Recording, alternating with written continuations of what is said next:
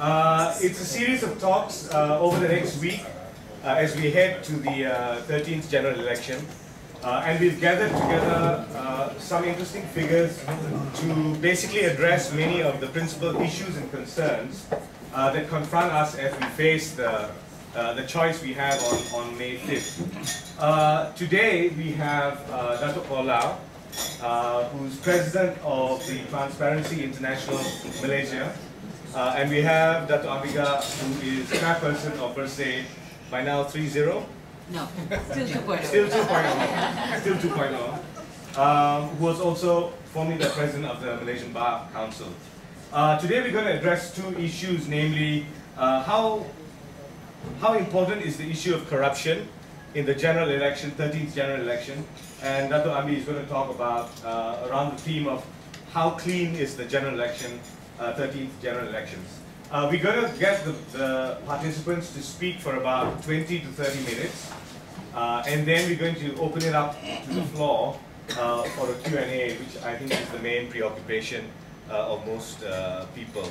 Dato Paul, who's going to speak first, may soon have the distinction of being another one barred from the state, entering the state of Sarawak, following his comments today on the Chief Minister. Ambi has that distinction already, so we might have an alumni. Just to remind you to shut off your phones or keep them on silent. And I'd like to welcome Dato Paul now first to speak.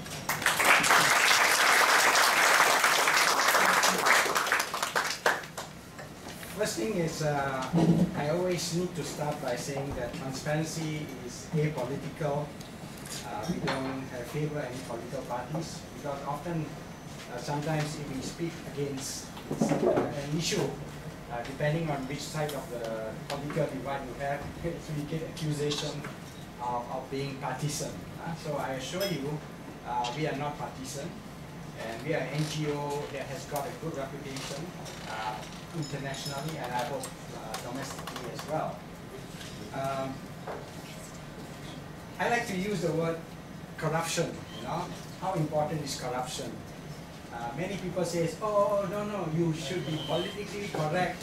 You should say, is integrity important or not?" To me, both integrity and corruptions are basically two sides of the coin. But mentioning the corruption is much more effective because it will prick the conscience of the person who hears it, where it is appropriate. When I took on this job as president about 4 or 5 years ago, basically everybody says that I must be mad to take a job like this because you will not be able to change this country. They say you're coming against entrenched interests, and it is a way of life. It is a way of life. I took the job before 2008, and it is a way of life. It is a way of life. So you are on a dead-end street. No point talking about it, and I'm sure many of you have the same opinion.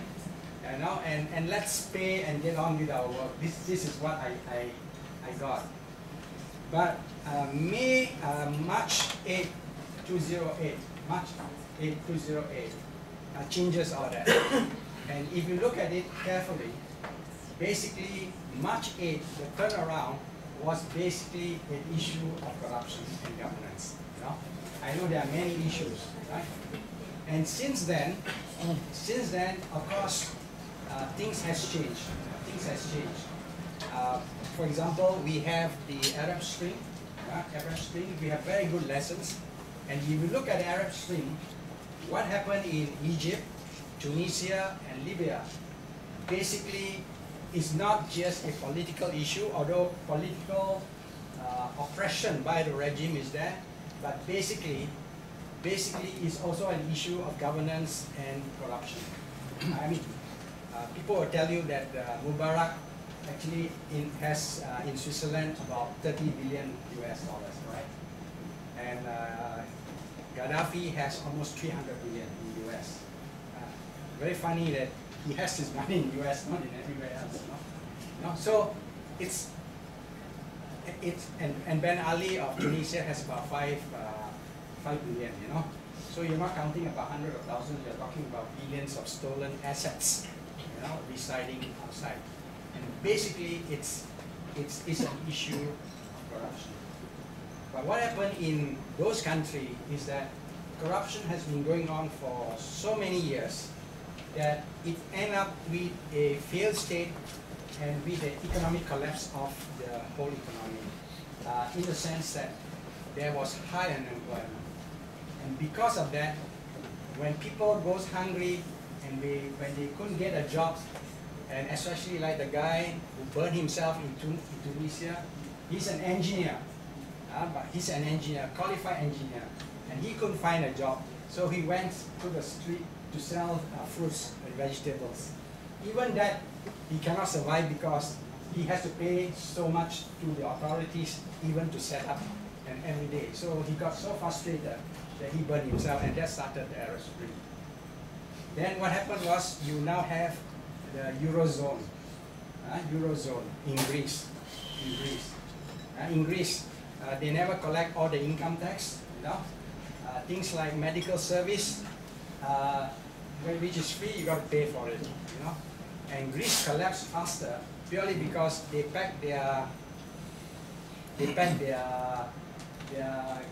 went on the Eurozone.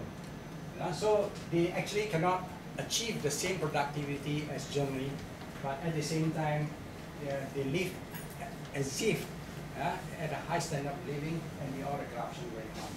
Why I'm mentioning all this? Because Malaysia aspires to be a developed nation,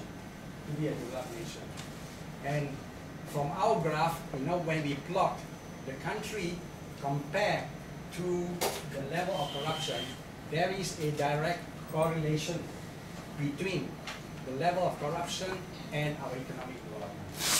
So no way we're going to achieve our 2020 targets of a high standard of living unless we deal with corruption. And the only countries, if you look at that, Europe is in trouble, US is in trouble because of financial crisis. And if you study the whole financial fiasco, it's also about corruption. You find that the only countries that has not collapsed are the Scandinavian countries, like Sweden, Finland, Denmark, Why? And we did a study, and the reason why they are not collapsed is because they are absolutely clean. Norway itself has the highest sovereign funds, about 500 billion euro, which if you multiply by 4, is almost 2 trillion ringgit of sovereign funds that is held for the 3 million population. Absolutely clean. And although they have high taxes, but they make sure the large amount of money that they collected is given out socially to support those that are in need. And one of the key areas, they have a good institution, and they have a very open system of freedom of information. And of course, they have a high degree, a population that is highly intolerant of corruption. So we can learn from Sweden. And if you take Malaysia and compare with Sweden. So we need good institutions. And unfortunately, I think I need not elaborate on that. You know that our institution, especially the enforcement institution, the law enforcement institution, were, for a time, were all undermined and make important, I suppose. And as you can see, we are famous for a lot of RCI and whatever, but the files have always never closed. Nobody get prosecuted, and it's just left hanging. It's as if that the whole country has got its wounds open, but no one stitched it back. And we are unable to do that because it looks like we are unable to uphold the rule of law, and it looks like some people have impunity, for some reason or other. Already one person that says that if the people vote me in, if I've got 2/3, you can't touch me. But is this how our country is going to be? So each one of us must ask this question. And for Malaysia, unfortunately, when we look at how we need to revamp the country to be more corruption-free, we found, first thing is that the people themselves have a high tolerance for corruption. High tolerance corruption. So a few years, 4 years ago, we made a survey, and we asked the people, if there is corruption, would you stand up and say something against it or not? And we surveyed both the rural areas as well as the urban areas. In the urban areas, we get about 60 to 70% says that they will stand, they will speak up. But the rural areas, only 30% says, in fact less than that, 30%. So you can see the disparity of the citizens as far as they're thinking about corruption. But last year, 2012, we made another similar survey. Going to the rural areas, we made a survey of 1,000 persons, almost half from the rural areas and half from the urban areas, and we asked the same question. This time we asked, would you be prepared to fight corruption if you have the opportunity? And 85% of rural people, 85% of urban say yes. I would expect the rural will be less, right? But you know, the rural is also equivalent to 85%, right? So it looks like, to me, there is awakening also in the rural areas. I don't know what's happening, because STI, we have not reached the rural areas, because we are unable to reach them. But I presume that the rural folks are changing their mind purely because their children who are here now goes back and tell them what is the right picture.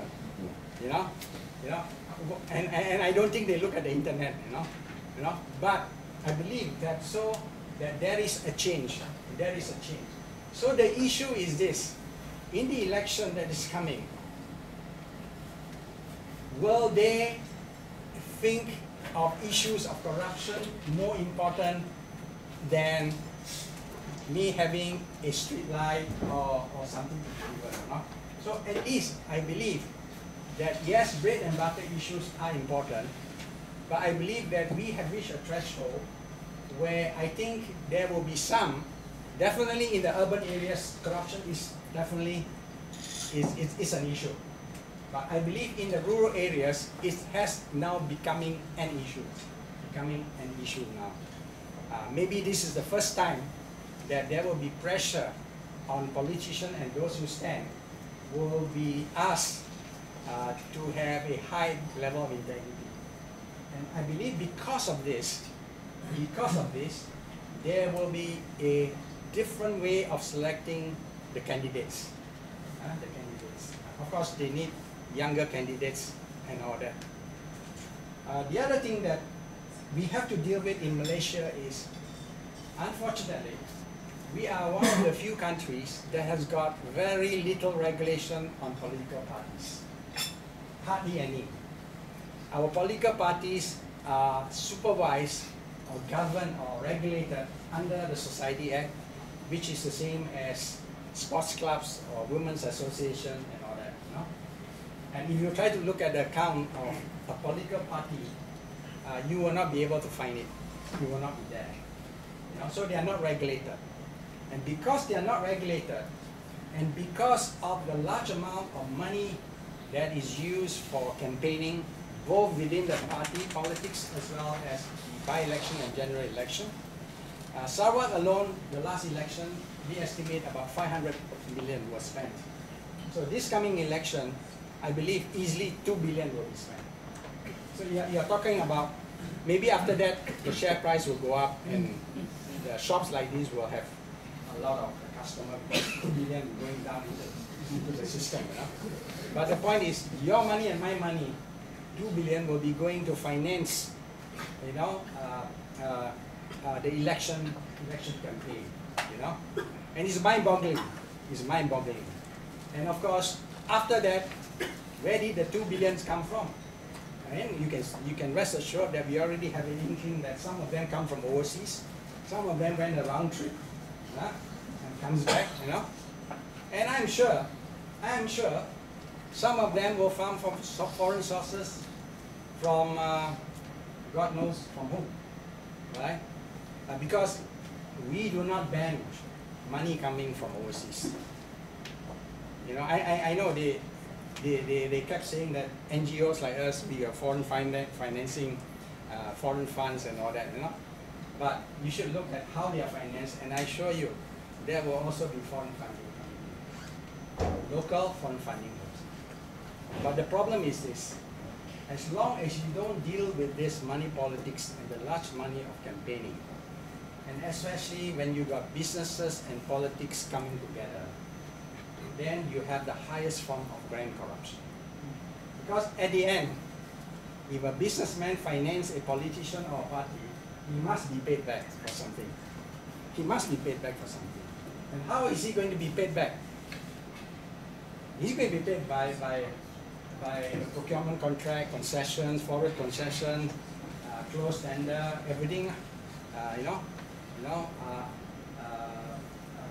middleman, facilitator, and all that, right? So this, unfortunately, is very entrenched in our system. And I am speaking that,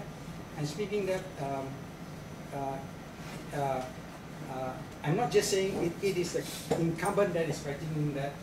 And I'm sure if this system is not dealt with, the next government, whoever comes in, will also be caught into it, because it is systemic type of entrenched interest that is there. You know? So the only way to deal with it is we need to deal with the political financing. And TI, for example, we are very strong in saying that political financing must come from the state. You know? The state means from the government, you know? And then you are not allowed to take any funds. You know? This is now done in Korea. And you remember in Korea, in South Korea, they put the chairman of Hyundai and chairman of LG to jail, right? Purely because there was slush funds that is in hundreds of millions that is given to the president election. And the last two presidents were convicted, right? You see? But of course, therefore, in order to get rid of corruption, we must deal with political corruption. Unfortunately, I don't see that in both manifesto, both for the PR or in the for the Barisan Nasional. Right? It's not there. And the other one that we need to see is an issue, is the issue of accessibility to information. We are against the Official Secret Act. You know, we are against the Official Secret Act. Because if you have Official Secret Act, it means you are not accountable. You're not accountable. Your decision making is not transparent. We couldn't even get information about concession. I mean, nothing to do with security or national interest, right? But in India, they fight corruption by having a very good freedom of information. And this is precisely even what happened in the telecoms deal with some of Malaysian companies are implicated. Came from that. So in India, they have a vibrant access to Right to Information Act. And Sweden has an act also which is right 200 years old on rights to information. And unfortunately for us, none of the two manifesto has got anything about rights to information. So we must break down and eliminate this secrecy in government, you know, which we have to do. And finally, I just want to say a few words, is that at the end, we must ask ourselves, on what basis are we voting that particular person? And we just hope that regardless of the party, we hope that we, based on the fact that we vote for that person because we believe that person has got high integrity, and we believe that that person will be able to look after the interests of the public, and we believe that this person can have a debate on a very high-level debate in Parliament, making the right laws. unfortunately today, if one were to look at Parliament, I mean, I don't want to be held in contempt of Parliament, but we hardly pass any good laws, right? But we got a lot of gutter politics that goes around, you know, and one's wonder that today whether our country is on remote control by itself is just going, whether anybody governs at all. You know? But I think that it's good that we need to change this to make the lawmakers accountable, accountable. And this is why TI is very interested. We are probably one of the first in the world, people are looking at how we do it. We are going to monitor each one of them. And we hope we work with Bersih. They will have their 10,000 or 20,000 or maybe every citizens to use technology to monitor each of the candidates. We have some young people who I hope they succeed. We are trying to support them. They monitor everything that every parliamentarian promised in their debate. And they track them down. You say this in Parliament, the hands up is there. What did you do after that? You know, and whether we can just publish it. You know, so we are looking at that. Yeah, we are looking at that. You know, so I think as citizens we must now be more discerning on whom we choose, whom we choose. And if you ask me to describe a person, you know, I like to vote for a person who will stand for righteousness regardless of party's influence. You know, I think today people spend too much time that because the party moved this way, even though it is wrong, they cannot stand aside and abstain or cross the other side to vote against the party's policy. You know? So we want independent-minded people who believe and able to stand on the issue of principle and not just on party lines. Not just party lines. And once we have that, I believe we have a good chance to come up with a democracy that is accountable, more accountable. There's more check and balance. And finally, we will come up hard on those hoppers hopping from one party to the other. Maybe, I think maybe it needs a demonstration, I don't know. No. Why are you looking at me? Because that is not my expertise. But we're just beginning to think of TI because I'm just learning from my Indonesian colleague. You know, my Indonesian colleague in TI, they say to us, if anybody undermine the KPK, which is the MACC, they are equivalent of the MACC, they will go to street on after that person. When they go to street after that person means they will stand and support KPK, cannot reduce its authority. You know? So I hope today we will be able to say that for MACC. Yeah, I see you are having that. But whatever it is, we need to build up our institution and we must protect them. I mean, they may not do the best job, but as far as TI is concerned, we already says that if anybody backtrack on our law enforcement agency, where rights have been given to them, and we try to take it off, TI, maybe we'll go with Bersih, we will organize some street protests. I mean, I say street protest means, I mean, much more visibility of our anger and the rights of this. Finally, I just want to end this. Whoever we vote, powers always corrupt. Right? I have seen people, TI, there are so many cases all over the world. The person voted, talks about righteousness, talks about integrity, but when there's too much power, and if the person cannot handle it, you know, and when greed comes in, then you have a problem. You have a problem. I think we started also in the beginning, we thought that we will have a clean government, right? Yeah, but at the end, as you can see, as it goes along, the power is being in our terms, capture, state capture, and then manipulate the system as such, together, perhaps with supporters, maybe with businesses, and manipulate the system to favor themselves and to get personal gain. That is an abuse of power, and that is corruption. And we just hope that we will have people who are able to use power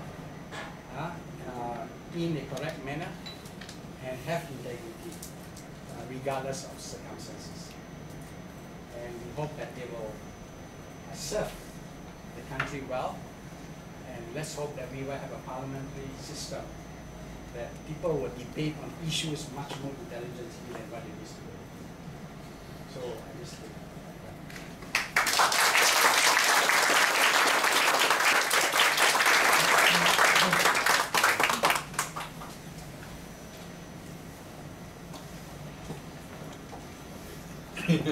yes.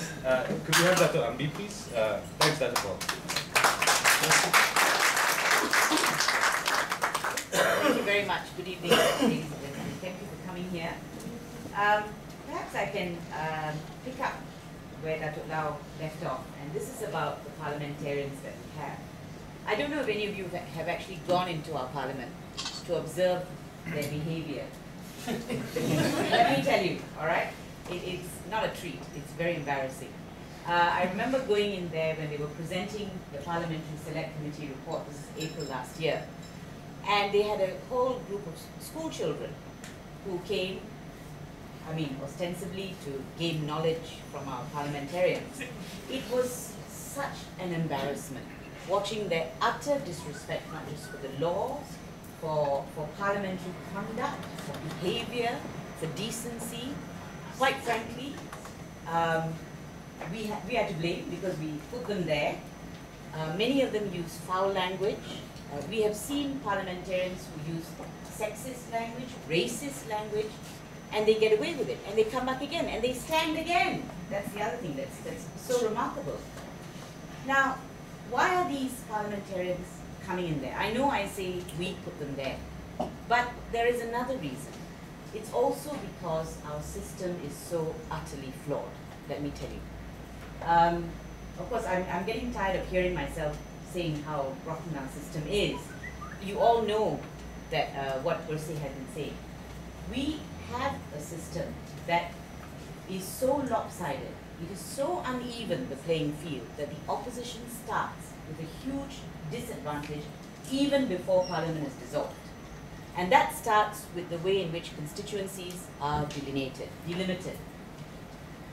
It has been shown that the Barisan Nasional only needs to get about 18% of the popular vote just to get a simple majority in Parliament. Not just to get, and they will get a simple majority in Parliament. Can you see the difference between 18% and 51%? That is a result of the manner in which constituencies are delimited. You have constituencies which have about 150,000 voters. Then you have other constituencies which have 20,000 voters, for example. What that means is the value of the vote of the person in the 20,000 constituency is far higher, nearly 8 times, that of the person who's in the huge constituency. And that's not supposed to happen. We actually have guidelines under the Federal Constitution as to how this process has to take place. Over the years, you can see actually how it's abused. Do you recall when Tun Ahmad Badawi came back in 2004, the huge victory? I don't know if you recall that, when he called elections shortly, well, much sooner than the present caretaker Prime Minister did. He came back with a huge win. Now, of course, it was also, he was riding the wave of popularity. People were happy to see him, and that was part of it, all right? But the other part of it, let me tell you, and a big part of it, was the way in which the constituencies were delimited. If you look at the way they actually moved things around so that, you know, in Kedah, and you get strange shapes, you get, you know, constituencies that cut through the middle of a road, things like that. Okay? I mean, that will take another 2 hours to explain. So that's one of the, that's one reason why they start at a disadvantage. There are many other reasons. You can see it. You can see it. The media. I don't even know how to begin to speak about our mainstream media. I've stopped buying the New Straits Times. I have to buy the Star on Saturday and Sunday because I don't get the Malay Mail at the weekends. But you can see it. I mean, I have someone who starts reading the Straits Times from the back, he says, because you get the truth at the back. Who died, you know, the score, yeah. And then it gets worse and worse. It deteriorates as you get to the front page. Now, yeah, the obituary is the truth. That's the truth, yeah. So here's the thing, all right? TV3. I tortured myself 2 nights ago and I watched TV3. And actually it's good to watch because then you know what people are being fed. And it is unbelievable. The entire thing is a campaign for the Barisan Nasional. All the channels, consistently. You get a program, in between you get this strange song that talks, and so on, and it's just over and over and over again. Now, you may think that people don't buy it, but they're doing it because they know some people do. Let me tell you. They know that certain areas have only TV3 and 1 and 2 and that's it, and they're watching this over and over again. I don't know if you've seen posters on the highways which say, oh, and I think Bersih features somewhere there. You know, one of the pictures of violence, so-called violence, and then they say vote for Amanat. So what? That's a fear tactic. That's a fear tactic. And we may not buy it. Us in Bangsa, etc., may not buy it. But a lot of people do. I'll tell you some other scare tactics that are being used, particularly with the Indian community. They're being told, and this is outside Kuala Lumpur, outskirts, they're being told, you better be careful, you know, if you vote opposition, there's going to be riots. There's going to be riots. And they believe them. They believe them. And they are scared to come out and vote for the opposition. Now, there are even people there are even people in the urban areas who are going to vote and fly off. Anyone here?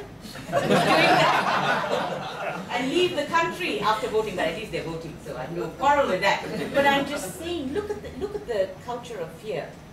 Look at how they have managed to subtly get the message across that is likely to be trouble after the election. As far as I'm concerned, there's going to be no trouble after the elections. No trouble, because it's in our hands. 13 million of us are going to vote. Well, I hope everybody votes. We're the ones that are going to determine whether there's going to be problems. And we're all in it together.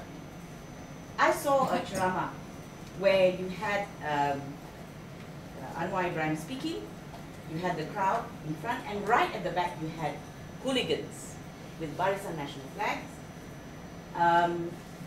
through the entire speech, shouting and making noise and creating havoc. The crowd who were listening to Anwar Ibrahim just stood quietly and continued listening. Nothing happened. Of course, they were not arrested. The police were there, looking goneless, and they didn't arrest anyone. So, those are their orders, clearly, that you do not arrest any of these hoodlums, actually. So that was interesting to me, because it showed me that we can make the difference. That we, by staying calm, by being clear about what our objectives are, we can make the difference. And don't forget, 1969 was a completely different scenario. Completely different. There it was races that were fighting. This time, you have a complete mix. And therefore, they cannot use May 13 as a scare tactic anymore. And yet, they do. And yet, it works with some people. So what I'm asking you to do is to think about it. If you are one of those that's going to fly, think about it, save your money, and stay here and enjoy one of the most interesting elections that we are going to face. But it is not without trouble. And it is, when I say trouble, what I mean is not without unfair tactics. Because what I can tell you is the dirty tricks department of the caretaker government is working overtime, all right? They are now recently, I was complaining to Dato about his predecessor a couple of terms ago, who is coming out on the 3 and attacking Bersih. Bersih is used to being a guy, actually, he doesn't really bother us too much. But it is this, you see, the constant attacking. Another video, all right, pornographic video out. And this keeps going on and on. And I know with the rest of us, with us here, we're fed up. We're fed up of that kind of electoral tactic. But I hope it's not working anywhere else. And I don't think it is, because I also go out of here and I give talks. And I think we really have to give credit, more credit, to the Malaysian public, wherever they are, that they have a higher sense of decency than some of our politicians. And that is what is going to make the difference in these elections, because they're really saying, no, we're not interested in this type of politics. And when you look at politicians who do this, we really have to vote them out. We cannot accept this sort of politics in Malaysia. And this is where I want to talk about change. That's the other thing people are scared of. Don't change. Don't change, don't change, don't change. Well, I have news for them. We are already changing. We have already changed. Malaysians are no longer the same. Even if Barisan comes back to power, they cannot do things the way they always did. It will not be acceptable to Malaysians anymore.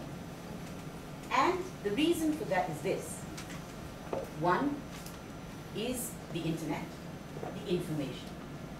It is really, in a sense, the divine has put into the hands of the ordinary man the most powerful weapon, far more powerful than nuclear weapons, and that is information. That's what's bringing down regimes around the world. It's because the government no longer has a monopoly on information. And that's why they cannot fight it. They cannot just come out with rubbish and then think people accept it. No one's accepting that anymore. That's one. Secondly, is the rise of civil society. We have a vibrant civil society movement. Now, Bersih, yes, we pushed the free and fair election fund. But for many years, other NGOs have been working silently and most of the time without funds. I can tell you, it's not easy to get funds, which is why they apply for funds to European communities and so on, and they get funds. And when you get funds from overseas, you get this huge attack. Why are you getting funds from overseas? Well, my answer is, then you give us funds. You don't want us to take funds from overseas, then the government should fund us. Because what we're doing is good for society. We fight for democracy. We fight for underprivileged people, minority groups, migrant workers. You fund us then. No, they won't give you a cent. So here's the thing about civil society, it really has grown. And I actually commend all my colleagues who've been doing it for tons of years, many of whom actually work on very, very small salaries. They don't even get paid much. So they've done a wonderful job. They have actually pushed it forward. Bersih came in, I suppose, towards the end. 2007 was Bersih 1, then 2, 3. And we have brought change, I think. If Bersih hadn't happened, we wouldn't have had the Parliamentary Select Committee. If Bersih hadn't happened, we wouldn't have had the changes in the laws. Now, I'm not saying we're taking all the credit. This is a long time process that has taken place. The government was good because they responded. I've got to give them credit for that. They responded with some changes. But our problem with the PSC and all these changes, this legislation and all that is passed is this. That's all the hardware. The software is absent. For me, the software is implementation. No point coming up with flowery reports about how wonderful and what we should be doing when there's no implementation. It is 1 year since we've had the Parliamentary Select Committee report.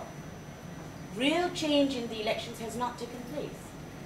because there's no political will. It's the same thing as what Dato now was saying. Dato, even if you have the Freedom of Information Act, if the people implementing this legislation do not change, nothing changes. Nothing. And that's the problem. It is systemic. It is a huge problem because it's been going on for years. Dato, you said they have a lot of patience for corruption. We have a lot of patience for a lot of nonsense, for abuse of power, etc., etc. But I think the patience is running out. That's my feel. It should. It should. And we are poised at this point in time to actually make a difference. And this is what I'm saying. They say, oh, no track record. Opposition, no track record. Well, I beg to disagree, because this is the first time we can actually compare the governance of Pakatan Rakyat with the governance of Barisan Nasional. One may be at state level, where you have constraints. One is at federal level, yes, and state level. But you can compare like that. So you can make a fairly informed choice. Now you cannot, it's not a good argument to say, I know I have a lot of friends who say it, oh, we don't know, what to expect from them. How do we know? They have, again, no track record. You see, you cannot be in power for 54 years and then say the other person doesn't have a track. Of course not. For goodness sake, of course not. But I'll tell you something. I know honesty when I see it. I know transparency when I see it. I know good governance when I see it. And I know a good person when I see them. And that has to be that has to count for something when you make your decision at the platforms. Now I'm going to ask you a question. Is there anyone in this room who hasn't decided how they're going to vote? A fence sitter. Is there a fence sitter? There's nothing wrong with being a fence sitter, by the way. Because then I'll direct my entire next 5 minutes at you. Well, that's great. You've made up your minds. Good. Make sure you vote. That's one of the reasons, one of the ways in which we think we can fight the fraud in these elections. And that is by everybody turning out in droves. Our voter turnout is pretty good. It's about 75 to 78%. Okay, it's not bad, but we need to push it to 85 to 90%. We can do it. There are 3 million plus new voters, which is interesting to me too. They are all first-time voters. To go. I gather many of our Malaysians are coming back from overseas if they haven't got postal voter status. So everyone is watching what's happening in these elections. It's going to be historic. Whatever happens, as I say, we've already changed. We have already changed. We are already demanding better things. And that's a big plus, because we've never demanded a lot before. As Dato Paul says, we've been too patient. But we're not patient anymore. And that's a good thing. So as I say, a lot has already been achieved. But these elections are critical. Absolutely critical for you to cast your vote. And what we are fighting for, Bersih is fighting for, is really a level playing field, a media, by the way, I mean 10 minutes seriously, 10 minutes to the opposition, while you took 1.5 hours, manifesto live, So what we are the ultimate aim should be, and this is for the people, when you vote, you're not voting for the candidate, you're voting for yourself, let me tell you, in these elections. You're voting for your future.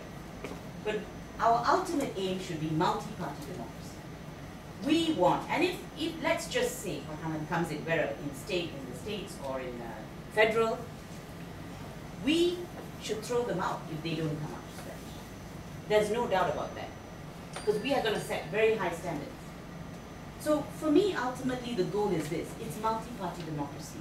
It is being able to switch and choose a government where your vote counts. And you can only do that if the elections are clean. So that the power ultimately lies in the hands of the people where it belongs. That's what we are aiming for. Thank you.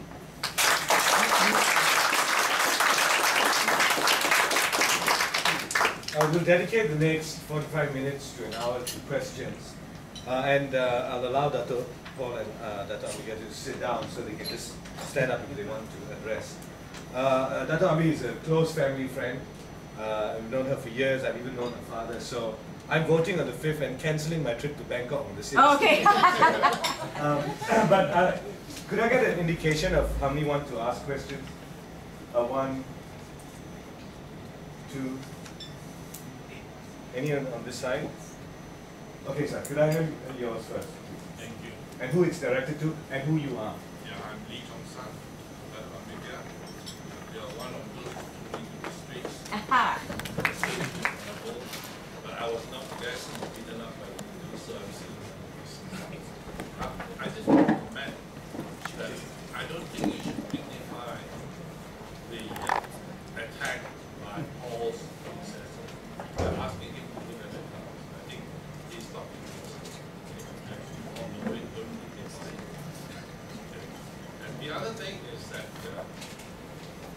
the ministers have signed a pledge that Paul's DI has come up with. And one of them was exposed under the global witness. And he had made fun of MACC. Now, Paul, you have been to DI Indonesia and they told you that what they have done to those who protested against the anti-corruption agency. Are you planning while you're still going to go to Sarawak to demonstrate against that particular chief minister? Your question, I thought, directed. No. Okay, put it this way. Okay, there are 2 areas I need to clarify. One is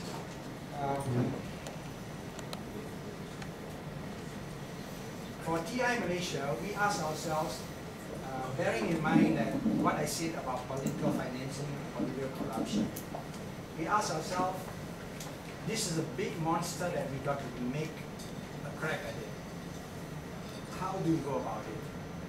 And we look at it and we say, let's ask them to sign a pledge, a political integrity pledge, in this case also election and also after they've been elected to power. And basically, the pledge is for them to come publicly to say that, and precisely to uphold the rule of law, I will not accept bribe exactly, and will not engage in corrupt practices. I will promote, support good governance and integrity, and the other one is I will serve the riot interest. That was what we came up with, you know. That's the purpose of it. And on that day, when the PM signed, when he signed, it was only the PM who signed. But he wanted to sign in front of all the head of all the component parties. Okay, so it's only the PM who signed. But when I sat beside him, the Chief Minister of Sarawak stand behind me. So, right? So I get that because people seem to think that I got him also to sign. Right? So it's only the PM sign, the Chief Minister did not sign. Okay? Secondly is that, well, whether we do go to Sarawak to demonstrate or not, well, that will be a step. We're not sure, maybe in the future, I don't know. But at least, I believe the proper way is that I need to say something or rebuild this week. And I just did that just yesterday, I think. For those of you who have read Mission Kini. If you have not read, what I said was this, is that we should uphold the rule of law. And I said that MACC, by virtue of its act and also its advisory panel, who are independent, regardless of whether he cooperate or don't cooperate, they have the right to investigate. and collect all the evidence. This is what I said. And secondly, is I said that even if he is elected, which a vast majority, he says he's got 2/3, that's right, you know. And I said that, well, if you have 2/3, doesn't mean you are above the law. And you can be prosecuted and charged if there are evidence found against you. The other thing I said is that because the people have given you such a majority, you are expected to act righteously, not the other way around. Right? If not, you would have betrayed the trust of people. No? This is what I said, right? So I did respond that, no? But I believe today I believe that the MACC, I mean, no point them counter-arguing against the Chief Minister because you're not going to end the debate. You're not going to end the debate. You're not going to end the debate. The main issue is, please, act according to the law. Send your people there, just act. No need to debate. No need to debate. And I assure you, and I believe, that things are going on. Things are going on. And the other thing is this. I need to say this add a little bit more because there is a loophole in our law in terms of corruption. I mean, you see from the video, he probably said, well, I'm not participant to it. And actually, I bet he will not be in any of the decision making. Sure. So, if you are someone investigating, how do you connect the dot? You cannot connect the dot to him. See, right? So it's not so easy, right? So we are beginning to think that there is a loophole in the law, and TI is looking at trying to propose that any relatives or proxy, directly, indirectly, cannot tender or cannot get concession, or cannot get a concession where that person, where they are related to that person in power. That means if you are the Chief Minister of Sarawak, none of your relatives is qualified to tender and get concession. Is it fair? But we think that otherwise, how else do you solve the problem? You know, people can decide without you being there, right? Right? But what about just open tenders? Yeah. You know that's a little bit extreme and it's probably never going to happen. They will say that they do open tender, they do everything, but still things are done. Some of these are given. So open tender is one, but on the other hand, we believe that relatives they can participate in another state, but not in the state where that person is from. So this is one. Yeah. Yeah. Can I just say something?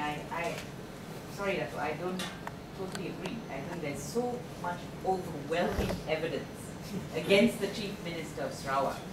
It doesn't take rocket science to work out that he's benefiting from all these transactions. And that's why the MACC has got special powers. They know how to ferret information. They know how to look overseas. It's really whether they have the political will. But I tell you what, the problem with MACC is they don't have prosecutorial powers. That, I agree, is a problem. It's then up to the Attorney General to prosecute. So they say that, you know, their hands are tied. To me, all these things are not excuses. Because if the government is serious about corruption, it's very easy to do it. Let me tell you about Sarawak for a minute. I'm banned, of course, I can't go there. But we produced so much evidence of bribery, vote buying in Sarawak state elections in the year 2011. There was video evidence because there were NGOs on the ground. MACC did nothing. They used stacks of money. Yeah? And if you go to Sarawak and you know the interior area, there are many homes that don't even have electricity or water. They are really vulnerable communities. And in my view, they are kept that way, because then they are easily bought. Because you can't blame them, huh? You can't blame them at all. And what does the Chief Minister of Sarawak go to, when he goes to cast his vote? Do you know what he drives? A Rolls Royce. That's the contempt the man has for his people. He keeps so many of them poor, without basic amenities, and yet, look at him. Look at the lifestyle. For me, lifestyle says it all. MECC is there to actually look at this and investigate. Government salary, how do you afford a Rolls Royce? Would be the first question. So there are many ways. So to me, actually, Dato, I'm afraid, I think it is lack of political will. Corruption is going on because there's a lack of political will to really crack it. If you look at Hong Kong, they have the IACC, who is now feared, by the way. Okay? And they had a period of time when there was so much corruption. But in 3 years, because they were no nonsense and they were given sufficient power, they cleaned up. So we can do it. It's just that we don't want to. And one final thing on the pledge. As far as I'm concerned, the caretaker Prime Minister has breached his pledge and will continue breaching his pledge. Because if you read the wording of his pledge, and I read it, he promised ethical conduct in these elections. Do you see ethical conduct in these elections? I mean, come on, we're not blind. And we have actually said, Bersih has actually set up a subcommittee to look into political violence. That's the other thing, there's a lot of that going on. And to look into smear campaigns. Well, today, the star of another pornographic video, yeah, is an opposition politician. So, why isn't he coming out and saying, this is unacceptable? That's all he needs to do to make the difference. So as far as I'm concerned, Dato, I think TI should take him up because he's in breach of his pledge.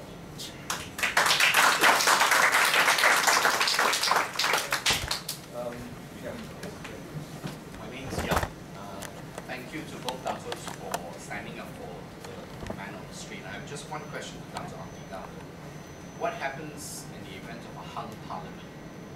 Since you're a legal expert, what happens in the event of a hung parliament? What can we expect as citizens of this country?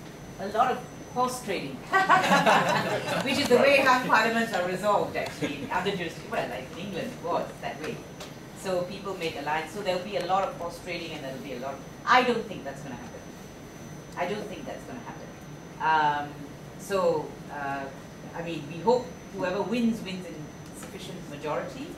As I agree with Dato Paul, we would be totally disgusted with frogs, but we have plenty of frogs in Malaysia. And the problem is the law has allowed it. Because there is a case, unfortunately, which was decided because they were talking about a Barisan person who led into the Barisan camp. And it was decided that that's freedom of association under the federal constitution. So unfortunately, morally we can say it's wrong, but we can't say it's legally wrong. So I think, yeah, we'll have to wait and see what happens. Yeah. Thank you. Yeah, Thank you both Datos for your talk. I have a question. If Pakatan Rakyat wins the election, do you think they should go on a witch hunt? Or is there, against all these corrupt politicians, or is there a better way of resolving this other than going for a witch hunt? Because obviously that would be quite divisive also. Yeah. So maybe your views on that? Yeah. Okay, I am actually a firm advocate of amnesty, which is, and because in Hong Kong they found that if they were going to spend time prosecuting every single case of corruption, they would be doing that forever. And I can tell you here, we'll be doing it for 300 years. So, the issue is whether you want to spend the time doing that. So you need to have a model. I'm also, which is, you may want to release the small fry, or you may want to, there are ways of doing it, If you admit, people who come forward and admit, maybe you can say, then you pay back what you took, we won't prosecute. That kind of thing. So, I know a lot of people are angry enough, they want everybody to be prosecuted, and I think some people have to be prosecuted. But I think we need to be sensible. And I also think and divisive is the right word. Divisive, we are so divided. If we are really a nation, well, I don't know whether we are all divided, because I can see a lot of unity among Malaysians as well. But between the political parties, they're so utterly divided. There's hatred there, actually. So and they perpetuate this hatred, and that's what's going on. This bile and bile that's going on. So we need healing. I think. We really need a statesman. And I keep saying, we don't want a politician, we want a statesman. That's what we're looking for. Someone who's going to unify and pull us all together. And for that also, I think we must take a leaf out of the South African book and have a Truth and Reconciliation Commission. Because that's a healing process. Because all the racial divisiveness, etc., there's so many things, you know, the Teo Beng Hock issues, deaths in custody, there's just so much that needs to be resolved. So I'm a proponent of truth and reconciliation. So no, I don't believe in witch hunt against all, but there must be a system. I hope whoever comes into power should look at it, frankly. Because if they want to clean up, they've got to start with that. Actually, it all depends on the people also. Definitely, I agree that those small fish, perhaps not very difficult. So you've got to go for really big cases, because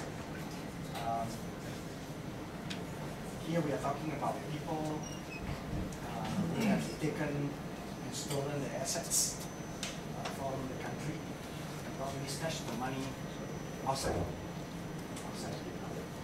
And so there need to be, at least, if a person decided to cooperate and to bring back that stolen assets of what belongs to the country, back to the country, you know, and given back.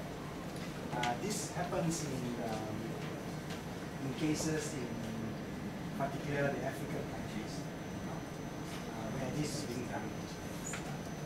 So the issue of going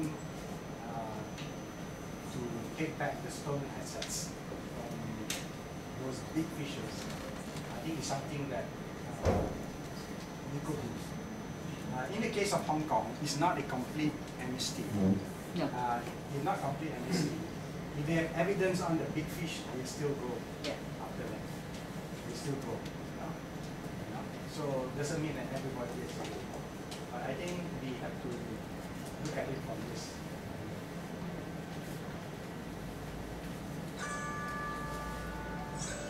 Do we have any more? Yeah, one question. Yeah. Dato. My name is Michael.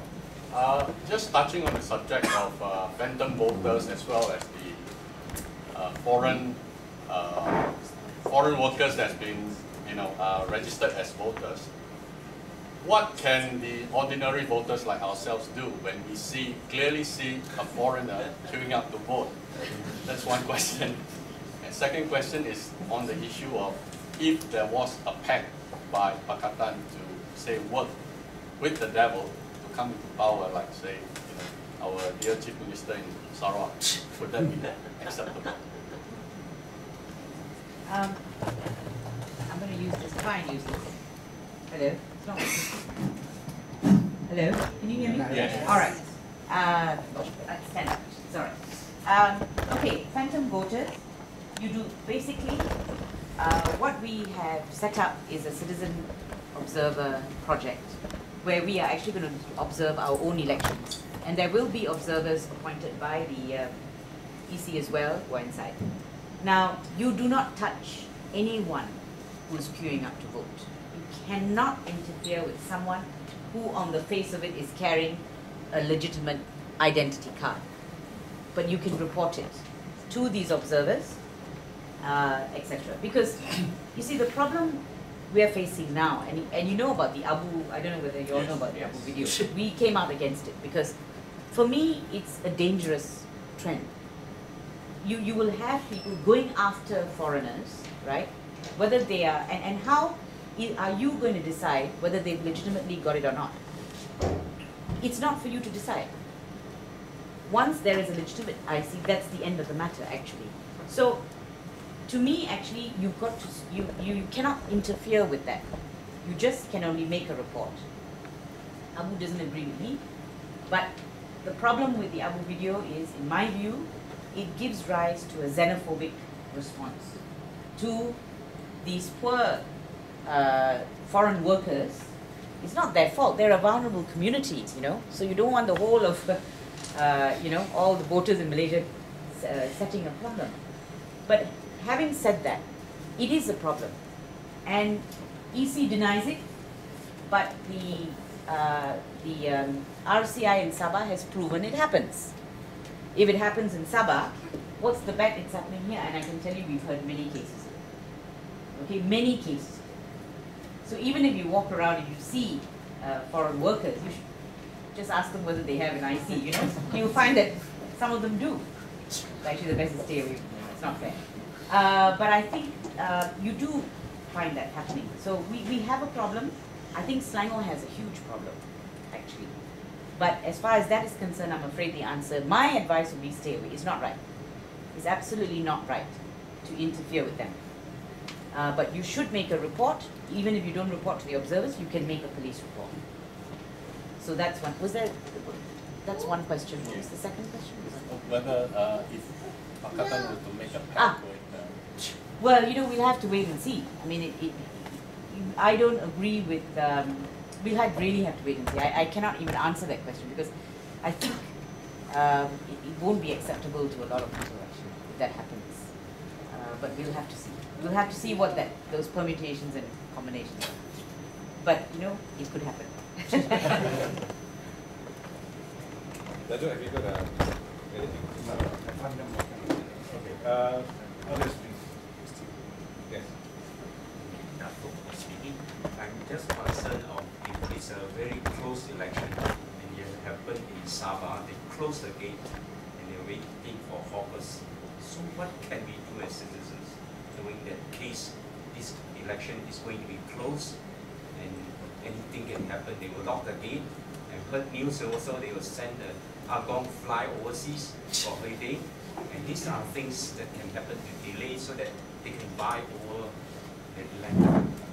Yeah, I think that's because it's happened before. I cannot say it won't happen. Okay? But for me, the political parties have to do that. They need to protect their turf. Okay? And we have helped as much as we can, civil society as well as you know, ordinary citizens, by observing and by taking part as Pachaba, you know what Pachaba, polling agents, counting agents, etc., etc. So after the results, it is really up to the political parties to ensure that they are able to protect the integrity of the election result. I don't see that we as citizens can do much more, but I mean, unless you take to the streets again.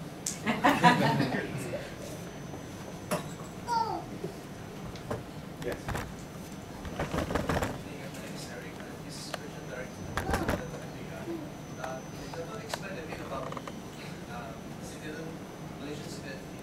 Malaysian citizen overseas, the voting process in place at Bersih.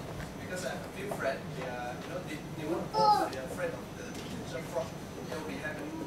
So, what is the procedures that still cases in any period is unclear? It's not very clear. Okay, they brought in overseas voters very much at the last minute, and it was unnecessary to do it at such a last minute. So much so the process, a lot of people are confused about the process. I can tell you, there are many who have applied to be postal voters. They don't even know till now whether they've been accepted as postal voters. So our advice actually to everybody was, if you can afford it, come back and vote. And I believe a lot of people are coming back to vote. But those who can't come back to vote should at least vote by way of postal vote. And I gather the process is that the ballots go by way of diplomatic bag. So people can actually come and either collect the vote from the High Commissions, or they ask for it to be posted to them. They can actually post the vote back directly. Now that's another thing that concerns me. Or they send it back to the embassy and it comes back by diplomatic bag to the various, and it's spread out according to the constituency. So with a process that's not, it's not that difficult actually, but unfortunately there's no clarity, and even the embassy staff, according to news we get from overseas voters, are not clear about the process. Sorry, that's the best I can do. I'm actually waiting because they haven't announced when the overseas voters will receive their votes. Because advanced voters are doing it on the 30th. If overseas voters do it on the 30th, there's not enough time unless they send it by diplomatic bag for the votes to come back. So I'm waiting to hear how they're going to do that. More? Yes. Yes. Perhaps I'll be going away a bit from the corruption. We know where we want to vote. We want changes. My question to you is, your association with the partner people, when will they actually take away from the race-based politics? Why I say so is, to me, the root of the problem is when NEP was given, there's already an uneven distribution. Well, any of the, perhaps the racial breakdown has speaks for itself. Perhaps you can enlighten us, and how do we get away from this? We hear a lot of them saying that we are no longer race-based. However, how is it to be implemented? Your association with them, could you enlighten us? Well, as far as I'm concerned, we should do away with race-based parties. We've outgrown it completely, outgrown it. The problems with the NEP, a lot of it is also in the implementation.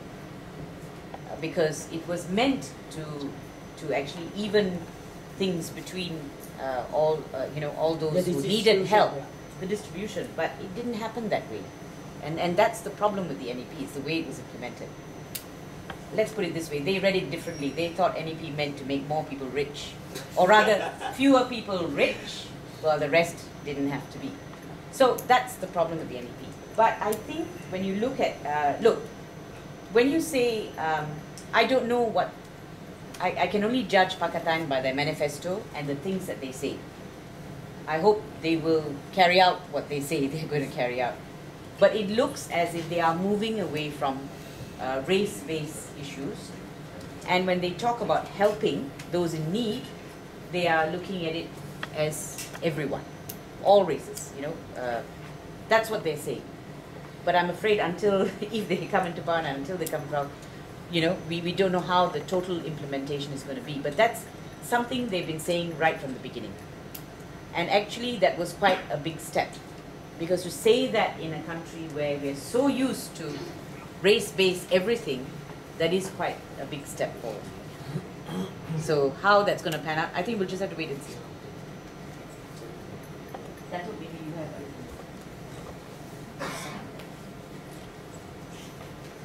I think actually there are two different thoughts from, having spoken with a few politicians. I think a lot of those of us who are in urban areas, I think we are quite comfortable with a Malaysian stand and no race. But I'm afraid that the rural areas think differently. Today, from what I can hear in some of the things that are said by some politicians, is that they say that, well, if the opposition comes into power, you lose your privileges. You lose your privileges. Basically, this is also race-based. So there is a fear that is put into them, and some are concerned. Some are concerned. Even there is talk that's saying that, well, if you vote for the opposition, certain group of the people from the DAP will be in power, the rest will not be in power. So that sort is also race-based. To me, I just hope that in time to come, this race-based will not be significant. And I saw a survey that is made, I'm not sure, by Merdeka Center or something, of the young voters. about 35 to 36% of them says that they are not bothered with race-based policy. The young voters that register, about 35. So the other 65, I hope they are not thinking about race-based, because they will be the one who is going to make the change. Whereas the older guys are still secure on this race-based policy. We've got time for 2 or 3 more questions, so if anybody has any. Yeah, I'll take you and then first, please. Hi, I'm going to give Dato Ambiga a rest. And this question is for Dato Paul now. Transparency International has been spearheading integrity in a lot of areas. My question to Dato is that, are there any other NGOs who have the same kind of mindset back to transparency? Or is it going to be one of those, like those who are shouting about their rights and privileges and whatever it is that belongs to them and so on? Okay, I mean, there are very, very few NGOs that fight corruption. I'm saying really fight corruption. You see, in transparency, because the way we advocate, I suppose, on 2 prongs. One prong is the social activist type. Social activist means you go on street demonstration, you harness the people movement, all right? Bangladesh is one that's very strong in social activists. In fact, in Bangladesh, they have almost 200 branches in Bangladesh, but they're very good at social activism, right? And the other area is on constructive engagement. That means you actually go in and help to change the institution and help to change the laws. So there are these 2 prongs. In Malaysia, we took more of the constructive engagement. We took more of the constructive engagement purely because we thought that is a better way of approach in changing things. Right? For example, we are the one who proposed integrity pact and open procurement system. The name and shame. We are the one who proposed some of the changes in laws. In fact, we are proposing also for the service commission for the MACC. That means they need not recruit from civil servants, but they can recruit the best from outside, right? And we make all this proposal, and we are also proposing that they have special prosecution powers. Although some disagree with us, they think that it should be separated. But we thought that in Indonesia they have both powers. In Indonesia they have both powers. So we go along this line and propose and strengthen the institution and help them but of course, on the other hand, we need this people's movement, and we are just beginning to organize things like National Day Against Corruption. We just organized last year, and we get about 300 people. We hope we'll get more to make a stand against corruption. This is to change the people's culture, and also we are trying to use technology to deal with issue of corruption. For example, I'm just talking in advance now. We are looking at a technology called Fix My Street. It was used in Eastern Europe because every time they want to ask for service to the town council, they got to pay something before they come and clean your drain or something like that. So very smartly, they got a group of IT people, young people in Lithuania and Georgia. They do a Fix My Street. Means any citizen can take a photograph, dirty drains, potholes, and put it on the Fix My Street website, and there will be a date where it is posted, and there will be a date where it is repaired. You know? And everybody can see. And it's more effective in those states is because their town councillors are elected. So, and at the end, they tally how long you fix the street and how long you have not fixed the street. And whether they get elected or not. So, but in our case, we don't get our town councils to be elected. But it is things like that that we try to do. Right? But it is I think in Malaysia, only TI is possibly the only one that fights corruption in the way I just described. Because fighting corruption is not simple. For example, we have to deal with political financing. You know, that was tough. That was tough. You know, but we managed to do a research report and now managed to change. And I believe the 22 points that we have presented to government, both sides. And I believe that at least a third of it, they will be implemented.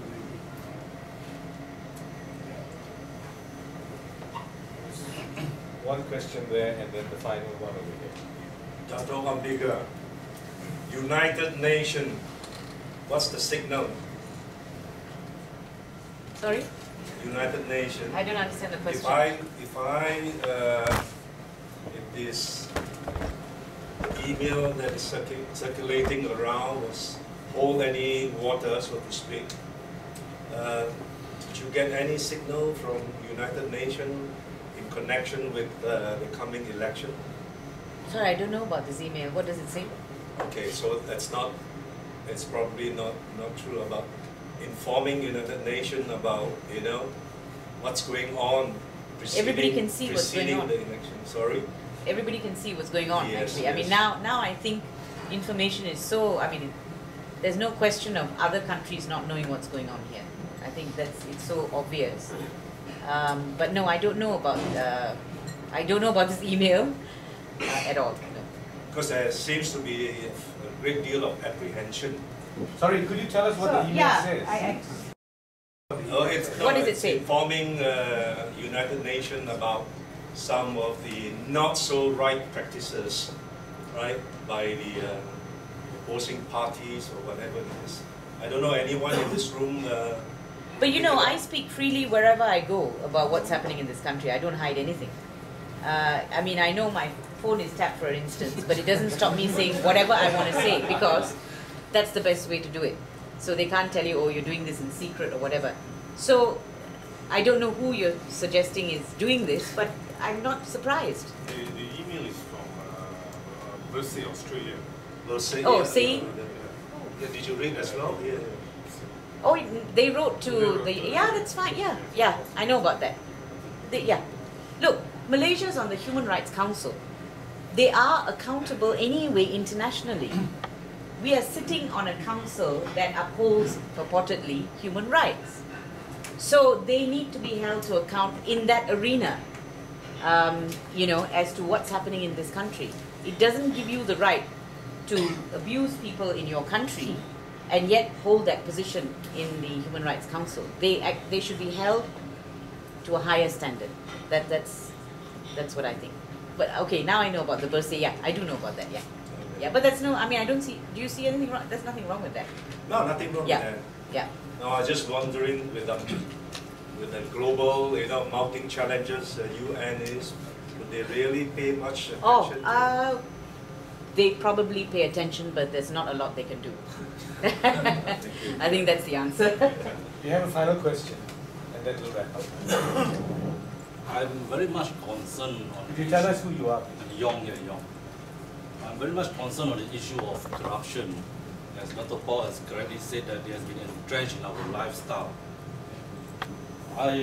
Personally, I do not trust the UMNO politician. Neither do I trust Anwar Ibrahim or Lim Guan Eng. It's good not to trust politicians. Following by what Dato Ambiga mentioned just now, what is the possibility of, or I believe TI has already proposed to give full independence and prosecution power to the MACC? Have TI did that? Yeah. So may I propose that ultimately at the end of the day, the full independence of the MACC is of utmost importance, meaning they shouldn't be reporting to the PM or to the Parliament. They should be reporting to the Rakyat. And the appointment of the commissioner, can TI propose a more transparent manner of the appointment instead by the PM? Why don't we get people on the street, or even from the opposition parties? That's my question. Can I just answer this? Today the MACC is not reporting to the Prime Minister. Is reporting to the Parliament. And the Parliament is elected by the people. Okay? So you know, and their report is there. I think the problem is sometimes I'm not trying to defend MACC. I think they have a legacy, a terrible legacy that they carry forward. But I believe that they are trying their best, and they are engaging, trying to engage them. The problem is this: in our Parliament, the person. This is what I understand of parliamentary procedure. The person who should be answering can only be a minister. Can only be a minister. It cannot be the chairman of the select committee. This is what I was told. Actually, correctly, and this is why often we get Nasri answering on behalf of the MACC. And of course, when he answers, sometimes he doesn't know the full situation, and he's very defensive. You know, I mean, he has told me to shut up also. You know, very defensive. But actually, you look at it, he is de facto law minister, but he is not responsible for MACC. But because there's nobody to answer, so he answers. So there is need to change the answering part. You know, the appointment of the chief commissioner, yes, I completely agree. He is appointed by the Agong on the advice of the Prime Minister. So, you know, so a lot of are on the advice of the Prime Minister. So maybe there could be some restructuring to look at the appointment, you know, so that it is separate from the executive branch. That is true. As for prosecution powers, I was told that the Constitution only gives to the AG. This is what I told. So if you want to change that, you got to change your Constitution. You know, you got to change your Constitution. But so these are the structural issues, that needs to be corrected. And also the Service Commission, they used to be recruited by the government service side, you know, ex-civil servants and all that. But today fighting corruption is so complicated, like you need forensic accountant. Where are you going to recruit? You're going to recruit from outside, right? You see? And one of the issues that they face is this: the modern day corruption the evidence cannot be obtained by interrogation. I mean, the old days, you can put someone in, you know, to interrogate. But the modern one, you got to trace the money trail, you know, either overseas or where. And that requires highly skilled forensic accountant. So these are some of the resources that they have. I look at the Hong Kong model, you know, because the Hong Kong people came. They are very effective. And you know, the Hong Kong has got almost 40 special group for each sector. for example, in the construction sector, they have 20 investigators, and the head of that construction group is the ex-managing director of a big construction company. You see, the Hong Kong, they're able to do that. And then they will have some expatriate expert from overseas being employed. Now, in the MACC structure, you just think impossible to recruit such a thing. You know? But they need to change. And this is why they need a bigger budget. They need to do that. Now, the other thing I need to mention is this. People say that Indonesian is effective and why Malaysian is not as effective. True. We don't have, and Indonesian is effective because they make it a mandate for Indonesia today that they will only catch the big fish of, say, corruption of 10 million and above. So Indonesian make it, they concentrate on it. That's why you see the Indonesian list is all the big fish are prosecuted. And they have only about, from what we know, about 50 cases a year. In the case of Malaysia, they have 2,000 cases a year. Probably a lot of it are small fishes. You know? So, and with that resources, so we just thinking even that, we just advising them that maybe they should restructure to be an expert in catching big fish rather than small fish. You know, because the big fish we are talking about hundreds of millions, but the small fish is less. You know, it's less. So these are some of the restructuring problems that is being taken place. If I could just add to that, when I said we shouldn't trust politicians, I was joking. We should be able to trust our leaders to a certain extent. But I think you made a very important point, which is this. The problem here is systemic. The system has to be strengthened. It has to be a system who will even prosecute the Prime Minister if there is cause. So that's the, which is your point precisely, that is the stage you need to get to. Even the Prime Minister must be afraid of the institutions, that the institutions will take him to task.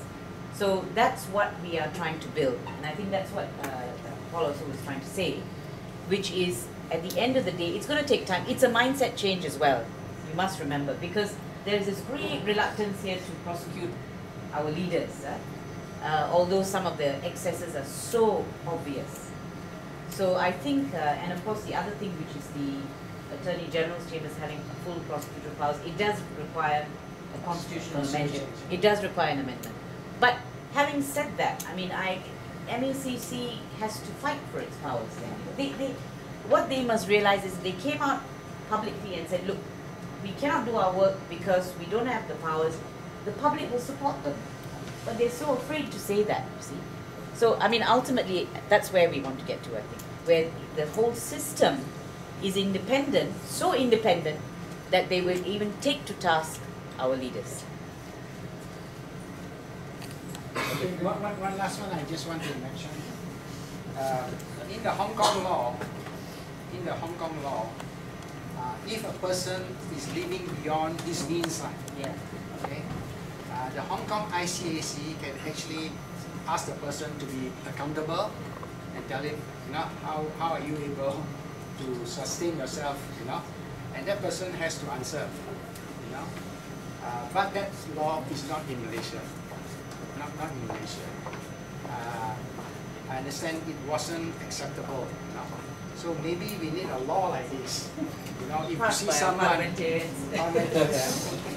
I mean, you just think about it. That law has to go to our parliament to say that if I live beyond my means, you can investigate me. You know. So maybe that is another law that we need some changes. Yeah. We're going to conclude, but I wonder if I may be indulged, just ask two very simple, quick questions that weren't picked up. Dato, you know, during the time of the Asian values debate, there was a very interesting study done in India that said one of the problems, you said that we have a low tolerance for corruption in this country, although that has changed. A very interesting study was done in India. We have a high tolerance. We have high tolerance for, high tolerance for corruption. A very interesting study was done in India whereby it said that the problem with corruption was cultural, and that many people couldn't actually distinguish between bribery and a gift. So, for example, in the rise in 85% of people who now are willing to fight corruption, they may be willing to fight corruption on the cow issue and maybe on the big mansion issue of the former, but they don't see BR1 Malaysia, for example, as vote buying.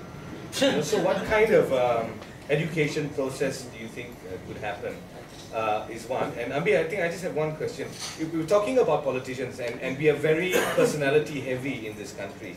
I think one of the questions I just want to ask is, what has your experience been like working with them on a personal basis?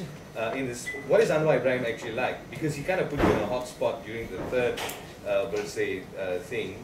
And in particular, I think with the crowd here, what are Parti Islam politicians like? Because once they come into power, we understand the fight on corruption is perfectly fine, but we don't also want to be fighting for a year and a half about whether we can sell beer in 7-Eleven. So what has your personal experience been like? And then we can conclude. Okay, I'll just answer that. It's an issue that is very hard to distinguish whether it is a gift or whether it's corruption. Some of it are cultural based. But we are getting there. If you notice that there are many companies now, or few, Petronas comes with no gift policy, complete no gift.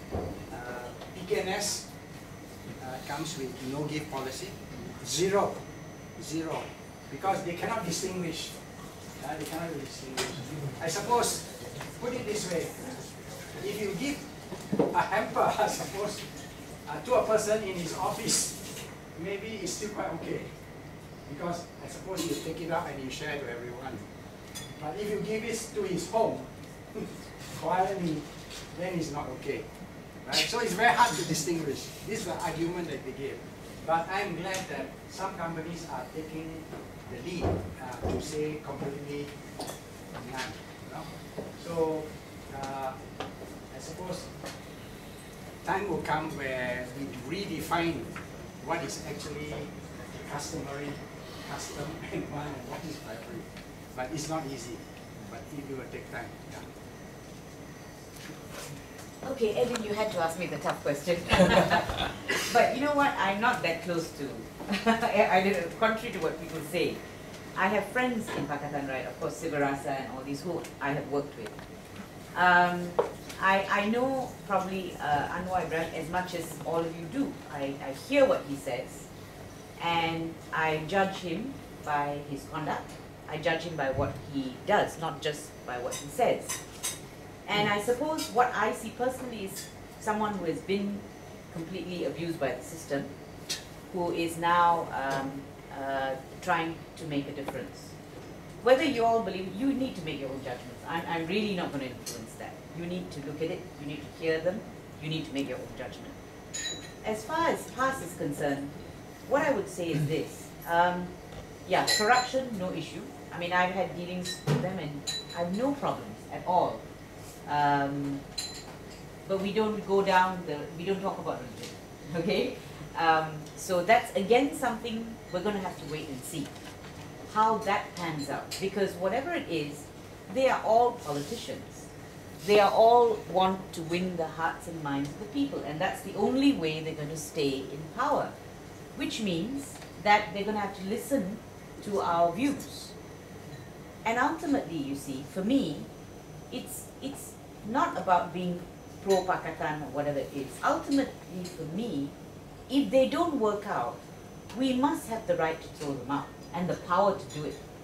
That's all I'm really ultimately interested in, you know.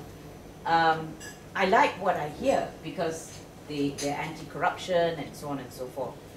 So, but I really cannot judge, you know. This is something you all have to judge for yourselves. But all I am interested in really is it that, okay, we give them a chance, but if they don't perform, we have to throw them out. Thank Do you want me to talk about the other side? You want to? Not really. Okay, I think we'll conclude. I have friends there too, by the way. I think we'll conclude this evening. So thank you very much, Dato Paulo and Dato.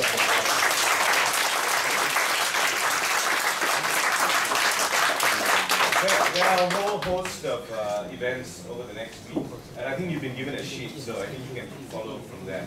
I'll just conclude by saying thank you very much for attending, and please do try and come for the rest because they're quite participatory, and it's a nice way, I think, of putting up a real challenge to many of the people who are standing for public office. Thank you very much.